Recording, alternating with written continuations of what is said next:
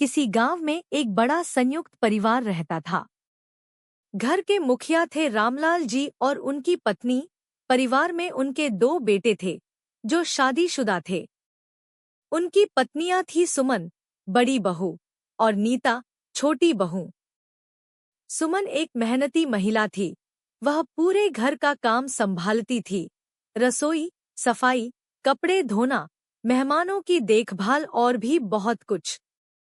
दूसरी ओर नीता को काम करने की बिल्कुल आदत नहीं थी।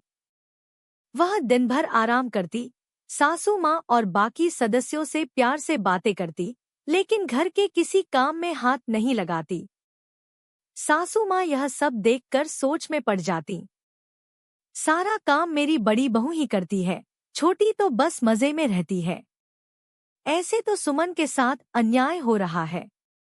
उन्होंने इस समस्या को हल करने के लिए एक योजना बनाई। सासू माँ ने सोचा कि अगर सीधे नीता से काम करवाने को कहा गया तो वह टालमटोल करेगी। इसलिए उन्होंने एक चाल चली। एक दिन जब नीता उनके पास बैठी थी तो उन्होंने मुस्कुराते हुए कहा, नीता, अगर तुम घर के काम करोगी तो मैं तुम्हें हर काम के बदले पैसे दूंगी। यह सुनकर नीता हैरान रह गई। उसे घर का काम पसंद नहीं था, लेकिन पैसे मिलेंगे यह सुनकर उसकी आंखों में चमक आ गई। उसने तुरंत हामी भर दी और काम करने के लिए तैयार हो गई। अब वह हर छोटे बड़े काम के बदले पैसे लेने लगी। अगर वह रसोई में मदद करती तो पैसे मिलते, कपड़े धोती तो पैसे मिलते।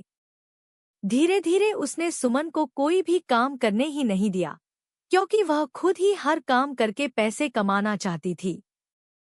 सुमन यह सब देखकर सोचने लगी, अचानक यह इतनी मेहनती कैसे हो गई?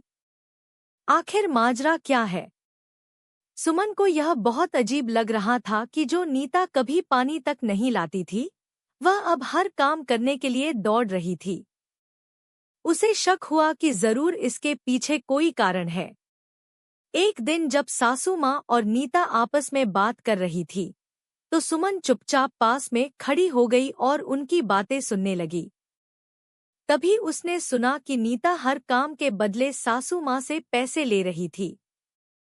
अच्छा, तो ये बात है, सुमन ने सोचा। अब उसे समझ में आ गया था कि नीता अचानक इतनी मेहनत क्यों कर रही है। अब सुमन के मन में एक विचार आया। अगर नीता को पैसे मिलने बंद हो जाए तो क्या वह काम करेगी? सुमन ने इस बात को जांचने के लिए एक नई चाल चली। सुमन ने सोचा कि अगर सासू माँ नीता को पैसे दे सकती हैं तो मुझे भी मिल सकते हैं। उसने तुरंत सासू माँ के पास जाकर कहा, माँ जी, मैं भी तो घर का काम करती हूँ, क्या मुझे भी पैसे मिलेंगे? सासू माँ मुस्कुराईं और बोली, बिल्कुल। अगर नीता को मिल सकते हैं तो तुम्हें भी मिलेंगे। अब सुमन भी हर काम के बदले पैसे लेने लगी, लेकिन उसका असली मकसद कुछ और था। नीता को यह देखकर बहुत गुस्सा आया। उसे लगा कि अब सुमन भी उसकी कमाई में हिस्सा बांट रही है, लेकिन वह कुछ कह नहीं सकती थी, क्योंकि यह नियम सासू माँ ने ही बनाया था। धीरे धीरे सासू माँ के पैसे खत्म होने लगे, क्योंकि अब 2 लोगों को देना पड़ रहा था। उन्होंने अपने बेटे से पैसे लिए तो बेटा भी हैरान हो गया कि माँ को अचानक पैसों की जरूरत क्यों पड़ रही है। अब इस खेल में एक नया मोड़ आने वाला था। जब सासू माँ के पैसे खत्म हो गए तो उन्होंने अपने बेटे से और पैसे मांगे। बेटा यह सुनकर चौंक गया और पूछने लगा, माँ, आपको अचानक इतने पैसों की जरूरत क्यों पड़ रही है? सासू माँ पहले तो टालती रहीं, लेकिन जब बेटा ज्यादा पूछने लगा तो उन्होंने पूरी सच्चाई बता दी। बेटा यह सुनकर हंस पड़ा और बोला, अरे माँ, आपने तो घर में अजीब सी कंपनी खोल दी है। अब सासू माँ को भी एहसास हुआ कि उनका यह तरीका ज्यादा दिन तक नहीं चल सकता। इसलिए उन्होंने एक दिन दोनों बहुओं को बुलाकर कहा, अब से मैं किसी को भी काम के बदले पैसे नहीं दूंगी। जिसे काम करना हो अपने घर की जिम्मेदारी समझकर करे। यह सुनते ही नीता के पैरों तले जमीन खिसक गई। उसने तुरंत कह दिया, अगर पैसे नहीं मिलेंगे तो मैं कोई काम नहीं करूंगी। लेकिन सुमन हमेशा की तरह चुपचाप अपने काम में लगी रही। अब असली परीक्षा शुरू होने वाली थी।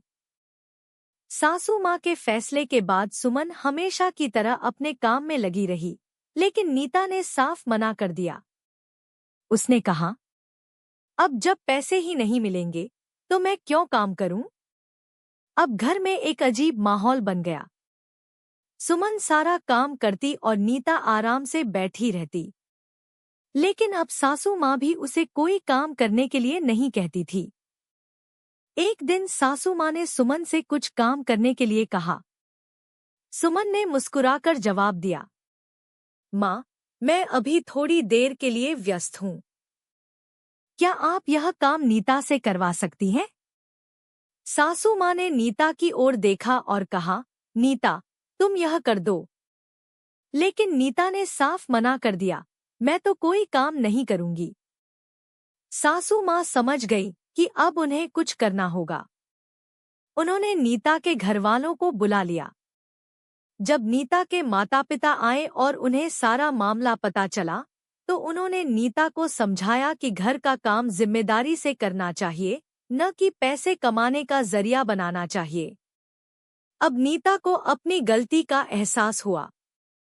उसने सासू माँ से माफी मांगी और कहा, मुझे माफ कर दीजिए माँ, अब मैं भी अपनी जिम्मेदारी समझूंगी और घर का काम करूंगी।